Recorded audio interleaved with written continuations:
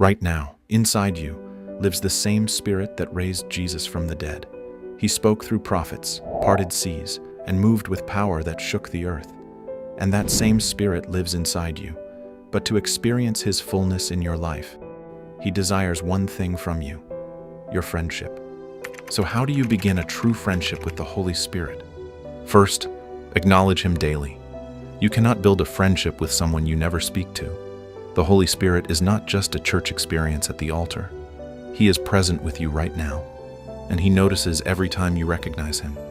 When you wake up in the morning, say His name. Before a big decision, ask Him what He thinks. When life gets heavy, tell Him, "Holy Spirit, I need you." When something good happens, thank Him. And that is how friendship is built, moment by moment, conversation by conversation. John 14 verse 26 says, "He was sent to be your helper, your comforter, your counselor."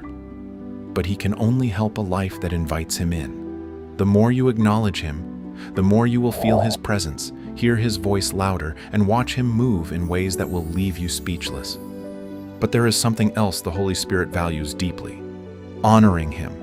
If you want the Holy Spirit as your friend, you cannot treat Him like a background voice. He is the Spirit of the living God living inside you, and friendship with Him grows when you take Him seriously. The Holy Spirit is constantly speaking, warning you, guiding you, correcting you. That feeling in your heart saying, "Don't do this." That pull telling you, "Pray right now." That conviction when something isn't right. That's Him. But here's the truth most believers miss. Every time you ignore Him, you distance yourself from Him. You don't lose Him, but you lose the closeness. And that closeness is what carries you through the hardest seasons of your life. But every time you obey, every time you take Him seriously, the friendship deepens, and you begin to walk through life with a confidence that has nothing to do with your own strength, but with the Holy Spirit. And finally, surrender your heart to Him. True friendship with the Holy Spirit is not just for pastors or people who seem to have it all together. The Holy Spirit is not looking for perfection. He is looking for an open heart, a heart that wants to walk with Him as a friend.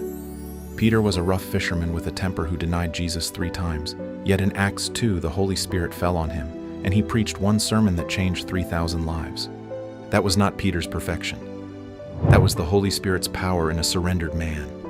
You don't have to clean yourself up first. Just come as you are, with your mess, your doubts, your struggles, and say, "Holy Spirit, I give you control."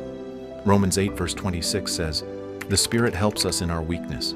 Your weakness is not a barrier to His friendship. It is the doorway. The moment you stop hiding and start surrendering, that friendship begins to deepen into something that will transform every part of your life. Friend, you were never meant to do this life alone. The Holy Spirit has been inside you this whole time, not as a visitor, but as a friend who is ready to walk with you into everything God has prepared for you.